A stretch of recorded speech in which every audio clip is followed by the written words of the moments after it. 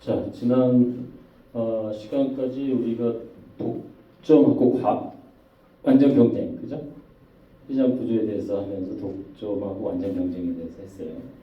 이제 남은 게 독점적 경쟁하고 과점인데 오늘은 과점에 대해서 이제 먼저 할게요.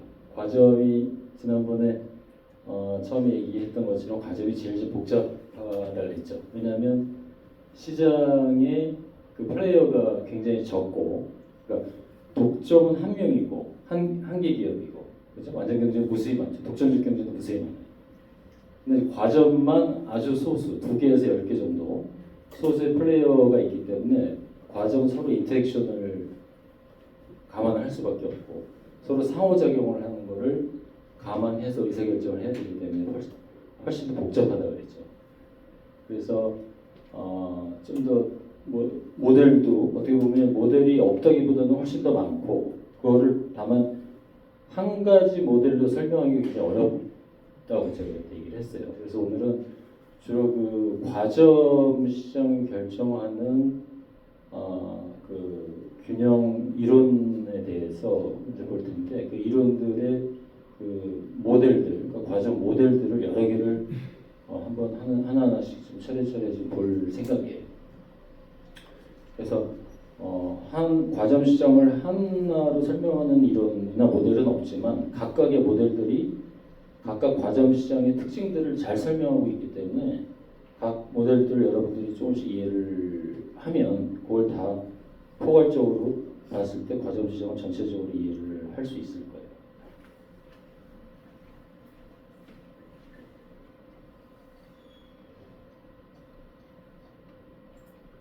자, 그래서 처음에 이걸 다시 한번 좀 복습을 해볼게요.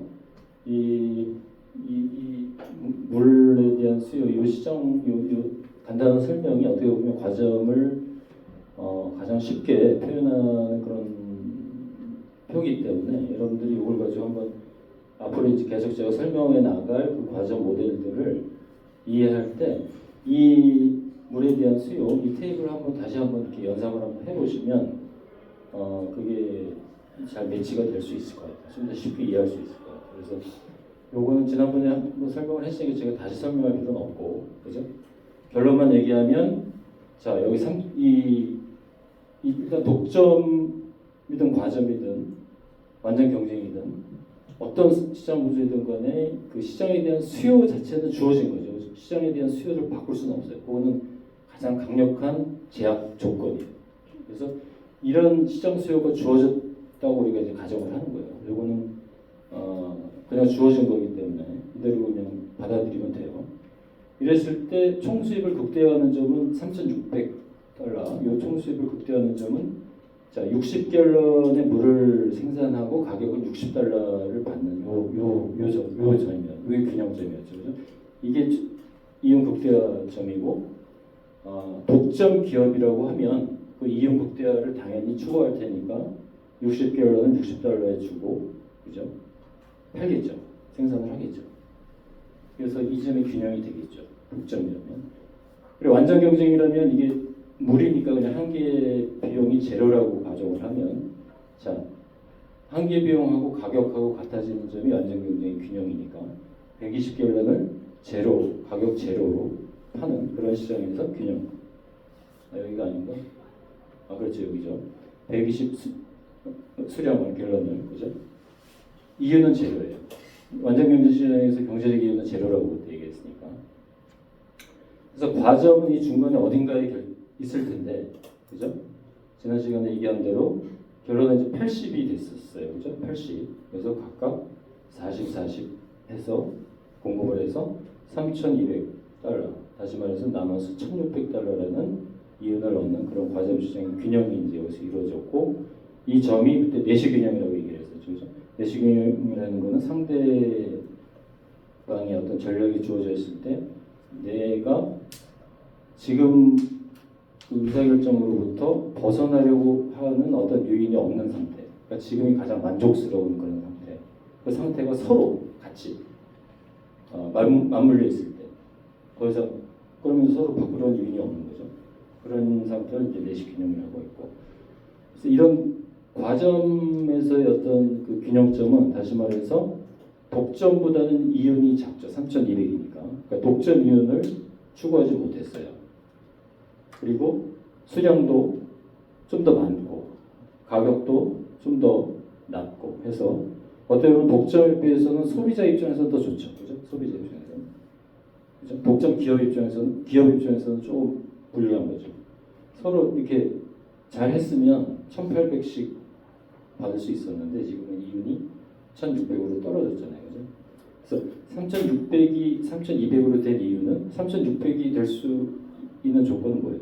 두 개 기업이 과점을 하고 있다고 했을 때 두 개 기업이 서로 합의를 해서, 그죠? 합의를 해서 약속을 깨지 말자라고 해서 그 약속이 지켜진다 그러면 독점 기업의 이윤을 얻을 수 있는데 그 합의를 유지할 수 있는 요인이 없기 때문에 왜? 각각 개별적인 입장에서는 내 이윤을 극대화하기 위해서는 이 합의를 깨는 게 더 유리하기 때문에 그렇게 깨다 보니까 결국은 자기들이 얻을 수 있는 더 높은 이윤을 포기하고 좀 더 낮은 이윤을 갖게 되는 상태가 된 거죠. 그래서 결국은 협조를 유지하면 더 좋은데 그거를 유지할 힘이 없으니까 사적 동기가 더 강하기 때문에 그게 이제 경제학에서 얘기하는 소위 그죠? 사적 이기심에 의한 어떤 균형, 그죠? 가격이라는 게 사실은 그런 역할을 하는 거니까. 그래서 그런 상태로 이 3,200 여기서 이제 균형을 이루게 된다. 그래서 최적의 그 조건을 포기하게 되는 그런 결과를 낳았어요. 이게 이제 과점의 균형인데, 자, 그럼 이런 어떤 아이디어를 가지고 우리가 여기서 그럼 이런 식으로 과점의 균형이 이루어지는 게 과연 어떤 그 원리에 의해서 서로 되는지를 한번 차례차례 앞으로 볼 거예요. 보는데 사실 이 물에 대해서 이 시장, 이 내시 균형을 가장 설명하기 가장 좋은 이론은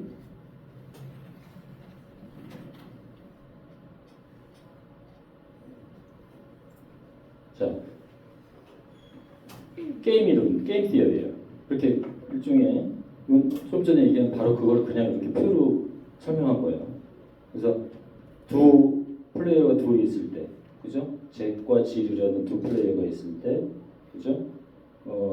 각각 30갤런씩 생산을 하면 1,800씩 해서 3,600을 얻을 수 있었는데 서로 그 합의를 이루지 못하고 서로 사적 동기를 추구하다 보니까 결국은 1,600달러씩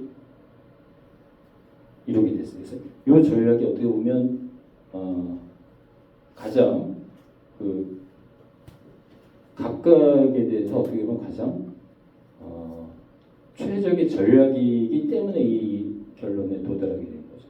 그럼 왜 그럴까요? 자, 제 입장에서는 어때요? 질이 40갤런하고 30갤런 어떤 거를 생산하든 간에 제 입장에서는 어느 걸 생산하는 게 좋아요? 40갤런, 30갤런.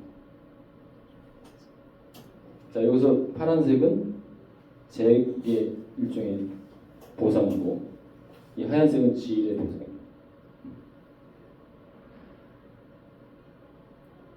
자, 일단 질이 40갤런 생산한다고 했을 때 잭은 30하고 40을 봤을 때 40이 더 낫죠, 그죠?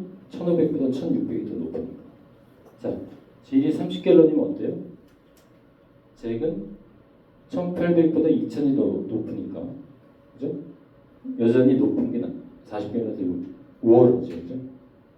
그래서 상대방이 어떤 전략을 쓰든지 잭은 40갤런을 생산하는 게 더 유리해요. 그래서 이거를 우월 전략이라고 해요. 그래서 도미넌트 스트래터지라고 해가지고 상대방이 어떤 전략을 쓰든지 나한테 가장 높은 효용을 가져다 주는 전략이 하나일 때 여기서는 40갤런. 자, 반대로 질의 입장에서 어때요?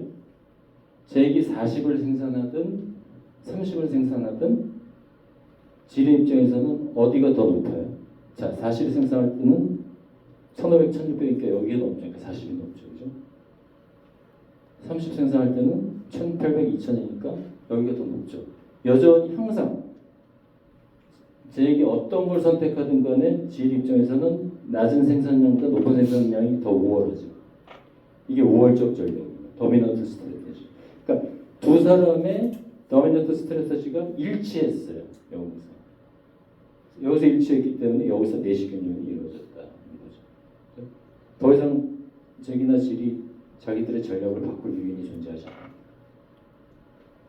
자, 이게 게임 이론으로 설명을 하면 이게 이제 정확하게 우리 프리즈너스 딜레마라고 하는 그 뭐 게임 이론이 가장 많이 알려져 있는 그 이론이에요. 용의자 그죠? 딜레마 그 이론이라고 하는 그거 정확히 이거랑 똑같아요. 그러니까 상대방이 어떤 전략을 쓰든 나한테 나의 효용, 나의 이익을 가장 높게 가져다 주는 전략이 하나 있고 그 한 개의 도미넌트한 전략이 서로 일치할 때 그 결과가 두 사람이 어떤 합의를 해서 이루어낼 수 있는 더 높은 이익을 가져다 주지 못해요. 그래서 항상 최선의 전략을 포기할 수밖에 없는 상황, 그런 딜레마에 놓여지게 된다고 그래서 이제 그죠? 프리즈너 딜레마. 거기서 이제 프리즈너가 어떤 그죠? 검찰 앞에 선 어떤 용의자를 두고 그런 예였기 때문에 이제 그렇게 된 거고. 이건 똑같은 정확히 똑같은 포맷이에요. 이건 물에 대한 수요 이 시장도 마찬가지로 똑같은 논리예요. 그래서 그렇게 최상의 이익을 가져다주지 못하는 이유는 각각의 사적 이익심 때문에 둘이 협조를 관계가 유지되지 못하기 때문인 거죠. 그게 이제 프리즈너스 딜레마고, 그게 그 우월 전력이 서로 일치할 때 나타나는 현상이고, 그게 내시균형이고, 이 물에 대한 수요 이해는 정확하게 그 프리즈너스 딜레마를 똑같이 표현한 다른 예라고 할 수 있어요.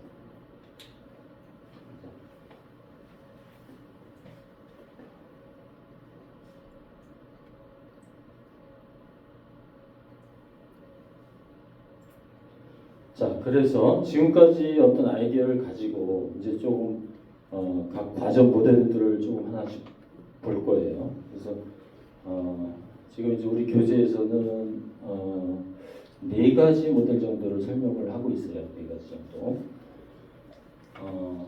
그래서 보면은 이제 스위지 과정, 버트란드 과정, 꾸르노 과정, 스타켈버 과정 이렇게 4가지로 설명하고 있어요. 여러분들 이 사람 이름들이거든요. 그러니까 사람 이름들을 너무 연연할 필요는 없어요. 그래서 꼭 이게 스위지냐 꾸르노냐 뭐 스타켈버냐 이렇게 여러분들이 꼭 너무 이렇게 거기에 그 사람 이름 그 모델의 이름에 이렇게 너무 이렇게 바이닝 될 필요는 없어요. 전혀. 그래서 어떻게 이해해야 되냐면 가격 대응이냐 물량 대응이냐 이렇게 생각을 한번 해보세요.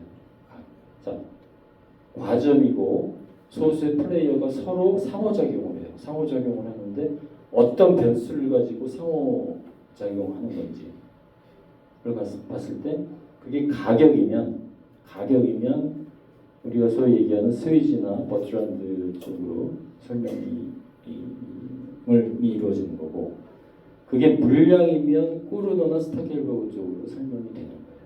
그래서 이 이론보다도 이 과점의 서로 인터랙션, 서로 상호작용이 어떤 변수를 매개로 이루어지느냐를 먼저 생각을 해보시고, 그 상황에서 이게 가격이면 이런 모델들이 이걸 설명하는 거고, 물량이면 이런 모델들이 설명하는 거고, 그렇게 이해를 좀 하면 될 것 같아요.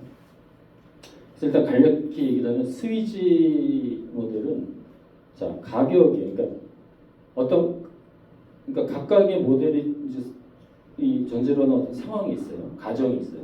그러니까 스위지 모델은 뭐냐면 내가 가격을 내리면 상대방도 따라서 가격을 내린다는 거예요. 반면에 내가 가격을 올리면 상대방은 그냥 가만히 있는다. 굉장히 좀 합리적이지 않나요? 그죠? 내가 가격을 내리면 당연히